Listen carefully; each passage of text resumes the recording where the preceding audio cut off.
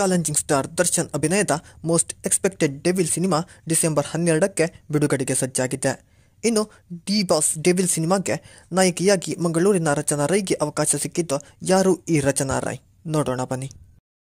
ಮಂಗಳೂರಿನ ಪುತ್ತೂರು ಮೂಲದವರಾದ ರಚನಾ ರೈ ತುಳು ಹಾಗೂ ಕನ್ನಡದ ಹಲವಾರು ಸಿನಿಮಾಗಳಲ್ಲಿ ಬಣ್ಣ ಹಚ್ಚಿ ಸೈ ಎನಿಸಿಕೊಂಡಿದ್ದಾರೆ. ಬಿಗ್ ಬಾಸ್ ಸೀಸನ್ 9ರ ವಿನ್ನರ್ ರೂಪೇಶ್ ಶೆಟ್ಟಿ ನಟನೆ ಹಾಗೂ ನಿರ್ದೇಶನದ ತುಳುವಿನ ಸರ್ಕಸ್ ಸಿನಿಮಾ ಮೂಲಕ ಚಿತ್ರರಂಗಕ್ಕೆ ಎಂಟ್ರಿ ಕೊಟ್ಟ ಇವರು ನಂತರದಲ್ಲಿ ಕನ್ನಡದ ಹಲವಾರು ಚಿತ್ರಗಳಲ್ಲಿ ಅವಕಾಶವನ್ನು ಗಿಟ್ಟಿಸಿಕೊಂಡಿದ್ದಾರೆ.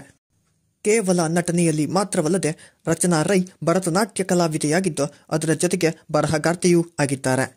ಕಲೆ ಸಾಹಿತ್ಯ ಮಾತ್ರವಲ್ಲದೆ ಇವರು ರಾಜ್ಯ ಮಟ್ಟದ ಬ್ಯಾಡ್ಮಿಂಟನ್ ಆಟಗಾರ್ತಿ ಕೂಡ.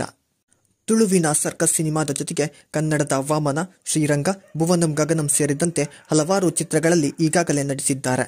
ಸದ್ಯ ಡಿ ಬಾಸ್ ಡೆವಿಲ್ ಸಿನಿಮಾದಲ್ಲಿ ಚಾಲೆಂಜಿಂಗ್ ಸ್ಟಾರ್ಗೆ ಜೋಡಿಯಾಗಿದ್ದು ಸ್ಯಾಂಡಲ್ವುಡ್ಗೆ ಭರವಸೆಯ ನಟಿಯಾಗುವ ಹಂಬಲದಲ್ಲಿದ್ದಾರೆ.